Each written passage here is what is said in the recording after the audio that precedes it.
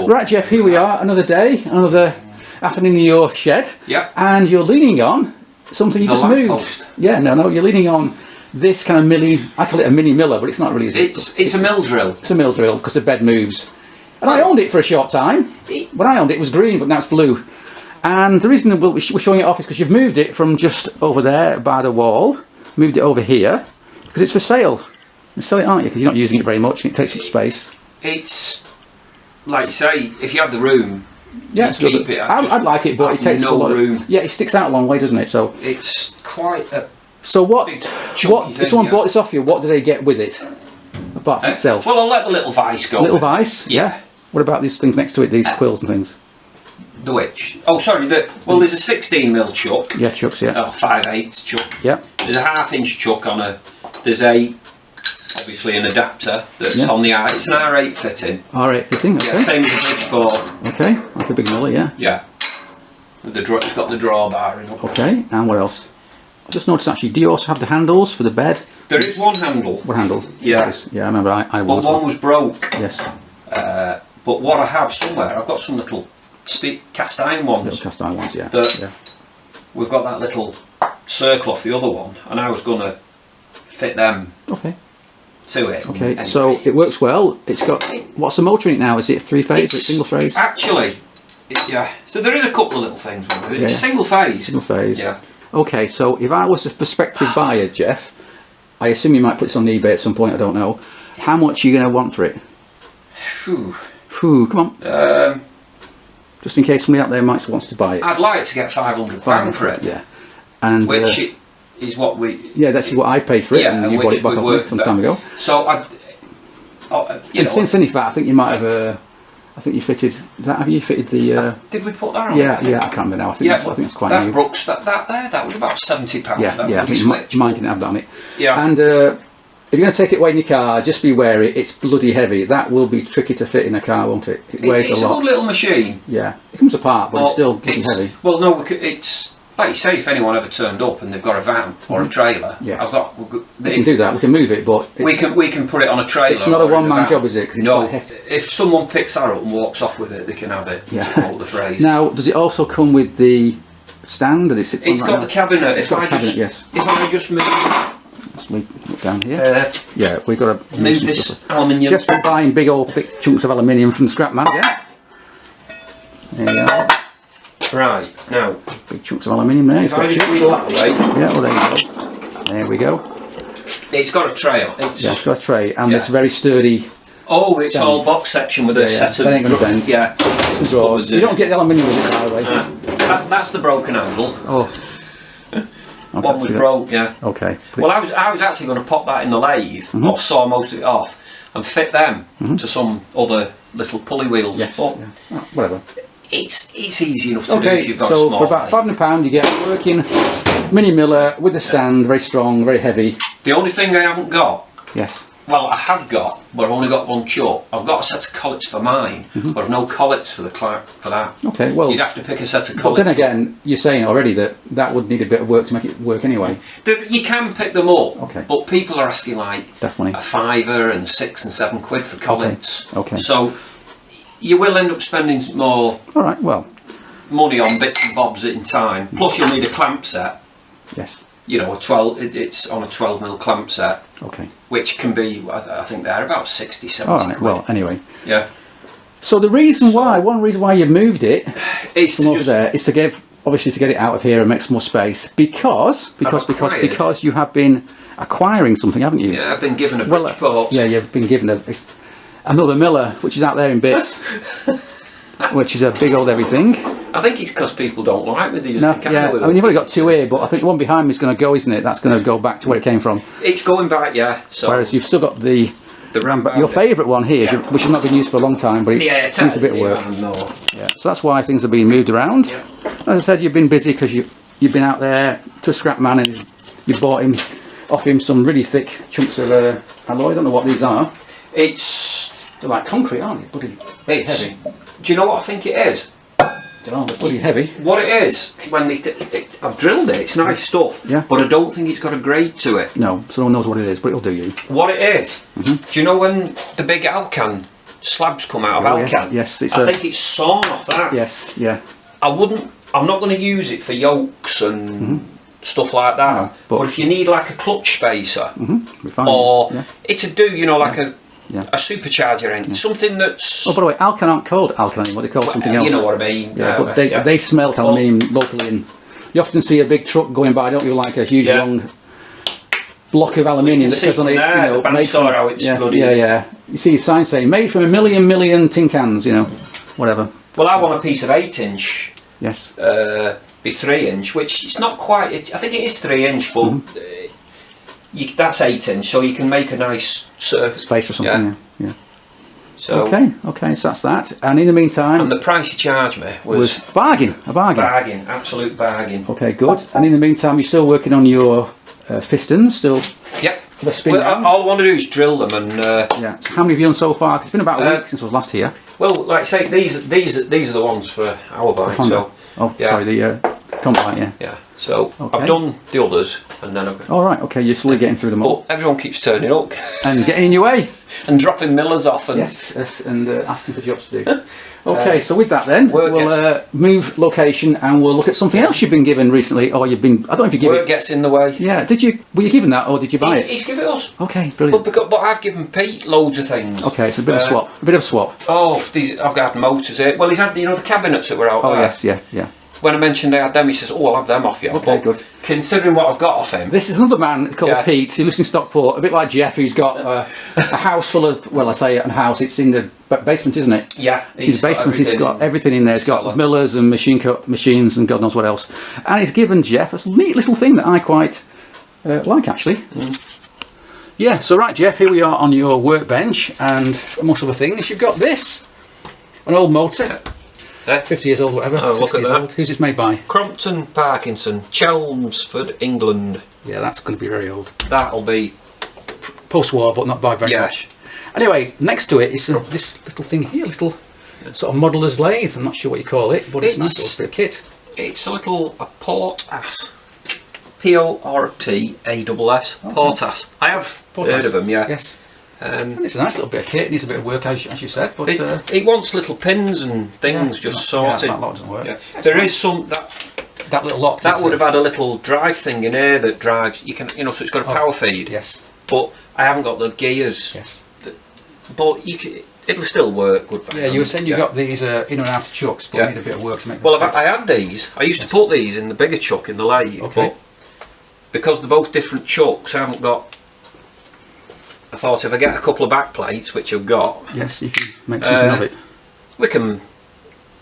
That one come with it, but they both come with it. But that had a 4-inch chuck on it, which was a bit big for that, really. Yeah, that's a 3-inch, and I think that one's an 80mm. Or is Very similar, aren't they? Yeah, it's slightly, but yeah, it's about 5mm. I think they call it an 80mm, but it's big enough. Well, if I get 2 back plates, they only spin on, so. Yeah. Whatever you want to do, little small stuff, bolt, little things. Yeah, so you've been given that, you're going to make it a bit prettier and get it all working and keep it. And use it for small stuff. Yeah, there is a couple of little jobs I want doing on it. Yeah, it's nice. Yeah, you can actually, on there now, you can bolt little things and mill on it. Yes, well, yes. You know, I know, that's loose there, that just wants shimming. Yes, it's a bit loose, isn't it? Yeah, it's all the little screws, it all wants setting up and... Okay. There's a bit of backlash in that wants a little bush making to cut that out. I'm sure you can get it working. It'll sort out. I think some folks are very jealous of you having that, because I would like something like that, because it's not so big that it gets in the way of your workbench, you know. Anyway, that's a different subject. We might have to come to a deal if it's all sorted out. Because I had one before, but it was just like too big for me. It was in the way. Like you say, that hasn't got like a handle that way to operate it. Yeah. There's a pin. See the groove there? Yes. There must be a little pin, you know, to stop it from doing that. Yeah. You've got a little lock handle there to lock it when you've got in a centre. Yeah. But somewhere on there, I can't tell where. There must be or it goes, you know, like a little pin to stop that. So when you actually turn that, it just goes in and out. Yes. I'll have to machine up a pulley. Yes. Probably just find a little. Probably get a little flat belt. Yes. A tooth belt will power it. Maybe something about half that. and then it'll have to go around that, and we'll have to make a bracket and put the motor on it. Yes. But the motor will ideally hinge. Put it on a hinge so that when it's got the weight on it, so that you can change speeds. Yes. Yes. Dead quick. I think it'll only have. Well, it's got 3 speeds, and then you lock, and then you've got your lower ratios. But the 3 speeds obviously done manually because you've got to move the belt from. Yeah. Yeah, you've got to take the belt off and hook it, but this thing slides and it drives that. Yeah. So when you do that, it drives that through that, and then you disconnect that, and then it just drives it. So you'll have 3 speeds and lower ratio. Yeah. It just wants the pins in it. Yeah. Yeah. That's nice. Anyway, it's nice a bit of nice kit. little gift. Make a nice little thing. Okay. What I needed to do though, what would be nice, just to get Jeff to make a little tray. Yes. You know, just to catch all the swap. You know, just maybe something like a little inch and a half. Yeah. I'm sure you can.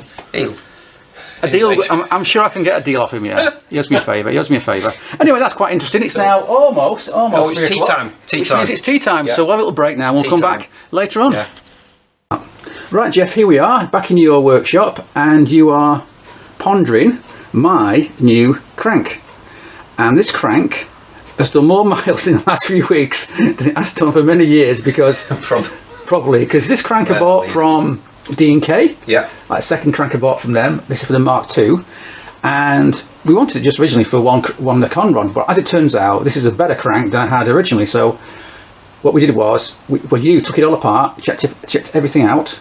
Everything. It was spot on, yeah. Yeah, absolutely. Well, it was all in. Yes. What's the phrase? Tolerance. Everything was. Everything's fine. Tolerance, yeah. So then you went on to rebuild it and press it all back together again. But that wasn't all.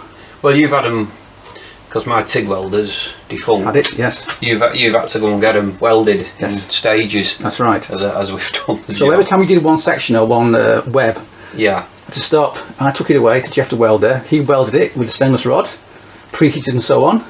Did the work. Then I put it back in my car and came to see you again. Dropped it off. Wait a few days. You then added the next web or section of the crank, and repeat. I think we've done it like 4 times now. So we're getting to the end now. This is the last bit of welding. These are the last ones to be welded, yeah. These journals here. Right, and so you now added those last 2 parts and dialed it up as usual. It's some go brilliant, and then some you just it's a nightmare. It's a night.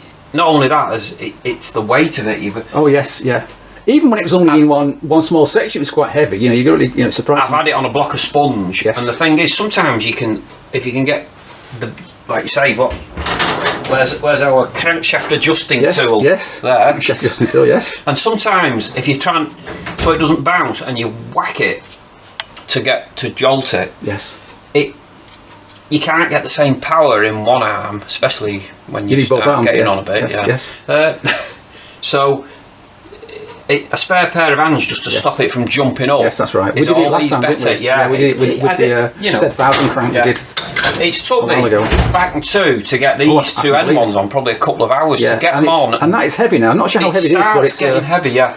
Yeah, especially when you try to manipulate it quite gently. I reckon this £40. Yes, yeah, it's an awkward shape. Maybe £50. I've not actually weighed it, but they're bloody heavy. Yes, they certainly are. Certainly 20 kilo, adding 20 kilos. Yes. And one thing we haven't really covered is we talked about crankshafts before, and obviously you treat it up now. You've got your dial gauge on there, and it's really accurate. It's not out at all. These at the minute they sound all dry. Yes, because they are. Because we've had to put it all together dry because we don't want any oil anywhere near where the weld is going to be. Yes. Yeah. What I was going to add was, the thing that takes also a bit of time is, when you press it back together again, using your big hydraulic press, you don't just go whack and press it together. You've got to be so gentle with it, you've got to be so careful to get the spacing spot on. There is I mean, you don't want them absolutely tight, but you don't want them too slack. No. Because I know it sounds daft, you will lose, as I said to our Les, there's a tiny gap on the side of the rod. Yeah. You can't really see it on there. No. We've got another rod here. This is a Honda rod, but it's the same thing. Yes. They have a little recess there, so mainly when it gets too much oil in it, most of it gets shot off. It shoots into the bore, obviously. So if the gap's too big, on the clearance, a lot of it's just going to ooze out, and you know, so it's a good thing to get the tolerances as you know, so that a good amount of the oil, you know. No, I was actually quite surprised how delicate you got to be to get that spot on. Because sometimes you go too far, don't you? Then you've got to come back the other way. Well, I had some shims. What I usually do is I put a piece over it, and I set shims on there. I measure it up first to get me in the ballpark, and then I use shims. But sometimes, even with shims, you think, oh, it's just, and then you take a shim out. Suddenly, when you start to move it again, it can jump. That's it's a very tiny, small movement with an awful lot of force behind it. And then you've got to reset your other clamps in, and then just. It's very time-consuming, isn't it? Yeah. It's getting them all set. Anyway, it's thankfully, it's done. We're now finished. Now I've got to carry it very carefully to the car, get it welded, bring it back. You can check it out. There, we've absolutely. And let's have a look. We'll zoom in on the old dial gauge. I don't know if you can see that. I've got it to about half a that. Okay. So we've zoomed in now, so you can just gently spin it round. I mean, I'll just move that gauge like that. Yeah. So you can actually see it is tiny amount. It is touching. Yeah. And if you actually spin it, sometimes you can get a tiny movement. Oh, it's good that. Yeah. Oh, it's a tiny amount, isn't it? It's about half a thousand. Yes. It just but you've only got you can actually get a little shock. What you really need to do is turn it without any jolts, because it can suddenly jolt the needle when you get to your really fine tolerances. I remember when you first did the Mark 1000 crank that we filmed all the way through, it was out by 5,000, 10,000, it was out for my mile, wasn't it? Oh, and then that needle was going all the way around the dial, you know. Yeah. Well, I've been doing this for a long time. Not this crank particularly, but cranks in general. I said cranks in general, yeah. Glad they cleared that one up, and you know. All right, let me just refocus. Drop a bit of oil on them again, because it's nice to get them rolling as smooth. Yeah. To get them. Yeah. So now I've got to. Well, you can help me carry that to the car. I'll carry it. You can. Just in case I can put this side on if you want to have a look at that side. No. I've got the both as good as each other. Yeah. Okay. No, fine. But you see that there's a little knot there. That was on the web. Yes. So somebody at some point many years ago has obviously they've either dropped it, or something's fell on it and hit it. You know, when it's been in storage. Well, don't forget, a little dink there. That's come over from America, hasn't it? Probably. It's come out of an engine and been sent over from America, so it could have been damaged in transit. You know, you don't know. That black that's marker ink, that, because when you're putting it on and you're building it, you're always marking to make sure everything goes on the right way. Make sure it's okay, yeah. Good. So, let's say that's going to go to Jet Welder now, if he's in. Get it welded up. I'll bring it back for a final check, and it can go to your Les, where he's going to put it in the cases of the Mark II, where hopefully by my birthday, end of January, it'll be an engine. But what you can do is there are two, there's the circlips. Oh, okay. One's actually got alternator end on it, so you know which is the alternator end. The others, then obviously, you don't need them both. They're the outer bearings, okay, yeah. So you know which end goes on which journal. Yeah, well, your Les will know, I don't know. Probably, if you put them, there'd probably be no difference. But keep everything in the order it came off. It came off. Makes sense. Right, good. So that's what I'm here for today. No doubt you've been busy doing things, and I noticed you've been playing around with superchargers again. Only while I was waiting for me. You know, in fact, what I've done, I've got the Bridgeport in. Oh yes, that's another thing, but we'll come to that in a minute. Anyway, let's get that in the car, nice and safe. You grab them. Yes, I'll grab them. Because you keep hold of them. Yes, and we'll move them, and then we'll come back when that's done. Move that out the way. Yeah. And we move that while I. Oh, do you want to put it in the sheet? Yeah. Let's do that. Right, we'll come back when that's done. Right, and Jeff, we've now put the crank in my car, nice and safe, and we've dragged out something you've been working on for the last few days because you're bored or whatever. I'm not bored. All right, not bored, but something to do. Whilst a gap in your work. I'm having a play around with it. Right, okay. Now this is something you bought off eBay for about 30 quid. 30 or 40 quid, I can't remember. And what we've got here is a Supercharger, I recognise that. It's spares or repairs. I yes. think it's a Wade R034. Looks like quite a big Supercharger, that, isn't it? It's not. Well, what they are, they're a scavenge pump. Okay. Yeah. Off what though? What? They're off the old 2-stroke diesels, or what they right, those huge, massive old. Yeah. Well, what they used in sort of. They were trucks. old. I think they were old military vehicles. I think. Yeah. And actually, the piston. It had two crankshafts linked together somehow. And the pistons actually come together, and instead of a cylinder head, they used the two pistons like a boxer, to push each other apart. Oh yes, yeah, I've seen that, yeah. And they didn't have valves in them. What they had was some injection system and the supercharger. This was the actual valve. It used to draw the fumes out. Okay. So that's complicated. Right. So what we've got here then is the case. You've got the two rotors, one in, one out. Yeah. And they are obviously the vanes look a bit tired. It was sat, and one of these has got a bit of corrosion on it, which is a shame. I think that one in there is all right. But having said that, it doesn't really matter because a few little stains and marks on it, but because you said this is going to be like an ornament. So it's just going to be an ornament. Right. Probably so what I'll do with them is get them shot blasted down and spray them. Yes. Paint them with Make something. it look pretty. So it looks nice. And as you took it apart, then you noticed there was a problem in that end case there. I can see it from here. That one. With a big chipping out of it. Yeah. If you hold it up to the camera. Well, that's how it come with that. Yes. Yeah. Big chip out of it. There's a snap bolt in there. Yes. It's seen better days. And somebody had. I think there used to be caps on the bearings, like a ring, with screws holding them in, and someone's had an angle grinder in it to get it off, to cut through it. They've actually, the bearings are shot anyway. Shot at anyway. Yes. So, but technically, while I got some metal when. Oh yes. I acquired some. Yeah. Last time I was here, you saw you had these huge big slabs of aluminium, some old aluminium. Yeah. And you got them cheap, and you've already made a start on using that metal. It come at a good price. When I say cheap, it was cheaper than getting it from a stockist. Oh God, yeah. The grade is actually unknown. So you've made that, but in a big slab of nice. Yes, so you've made it from a. So what will we do? Well, you got one there and one here, so you got two now. Yeah. And these are the two replacement end plates. I'm just going to machine some up as and when. So basically, you're making a new version of that. Yeah, but like you say, when we did the billet ones, what I'm going to do is put fins on them. Yes. These technically, I mean, this still really could be used. Well, it wouldn't as a supercharger. It would. It's huge, isn't it? Though I don't think that's going to work on a motorbike. To be honest, this is the sort of thing. Once it's built, you see on something like a small block Chevy or maybe a Rover V8, supercharger. Yeah, it looks big anyway. Yeah, it's very big. It's very got them custom looks. Yes. In fact, I'm looking around now. Oh yeah, it's over there. Yeah. I was just looking for your homemade supercharger that's in the corner over there. Let me go and get it. Go and get it. And I can carry it over here carefully. Carefully. And the world can see what we're talking about. Yeah, all like this. This sort of thing you want to see on a motorbike, lad. This kind of thing you want on a little Harley or something like that, or a little Honda. Right, okay, I'm going to pass you your supercharger case, your homemade case, which looks fantastic. You can all see that if you spin it around, Jeff.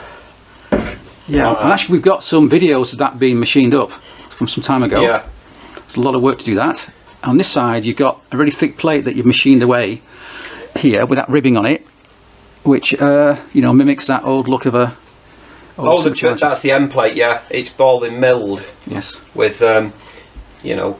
someone will look at it somewhere and say, "Oh, CNC I think it's would have great. made that better," but no, it's homemade, mate. It's handmade.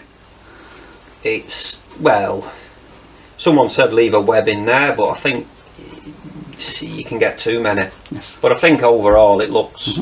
I think it looks great. Yeah. And just to go back in time, in case people don't know, you've made that to fit your Honda CB72 drag bike, sprint bike, and the internals are going to be from a Eaton something M45. 45, yes, yeah. But they're not very elegant. No, they don't have the right look. Yeah, they just it looks like somebody who's had a frontal lobotomy designed them. Yes, yeah. No, but originally I thought it was because. Sorry, Mr. Eaton. Yes. No, but I remember you telling me that when you positioned the original case on your engine, it didn't sort of work correctly because it meant the pipes went the odd way or something. We tried them. Yeah, it didn't look right, so you made a new one. It didn't, and then I had this mad idea. Let's make one. We had some billets. Yes. Well, you actually filmed it, haven't we, when we were making all these? Yeah. We do have somewhere an abundance of rotors that maybe Not in that one. Not in that one. In that one. In that one. And some fool has put that down there, Yeah, so and I can't get in the drawer. Okay. It doesn't matter, it doesn't matter. So, in fact, we could just, there's one. Yeah, we can slither. Slither. There's a word. Look at that. It slithers out. So, compare and contrast that vein with the veins on that big old thing there that you're doing as a sort of test piece. There's a massive difference. We're running out of room. We are running out of room. Yeah, let's put that there. Let's put that there, yeah. It's nice and safe.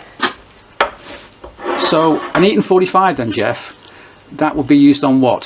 Something like a Mini Cooper? Usually they're around Mini Cooper size. Yes, a 1.6. Or, I think the Mercedes... 200? Was it the 2 litre SL?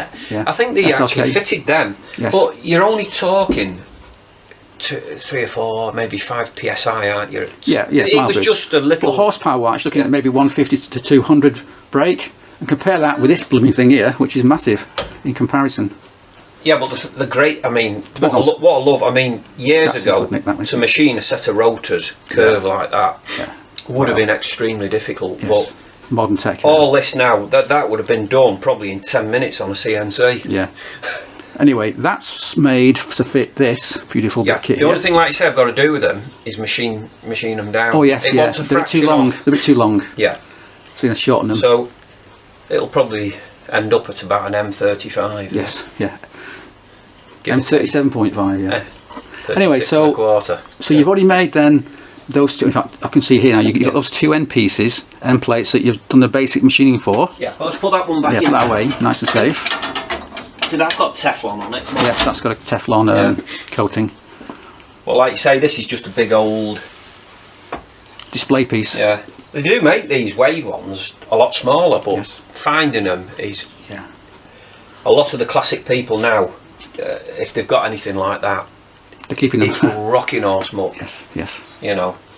Okay, so you're going to make that. So you're going to repair that, make it. Not at the minute. You know, it's so when it's done, it's just going to be just sat in a corner somewhere and look nice. Yeah, it'll just. I'll tell you what look cool though. If you could somehow fit a sort of window in it, and so you can look in and see what it's doing. I don't know how you would do that. Little clear. Oh, like they used to do at schools. And like little colleges. Yeah. So you can see it and put a little motor on it so it spins around. You can take that off. Oh, you can take that off. Yeah. You can look down. I made. Put a little window in it.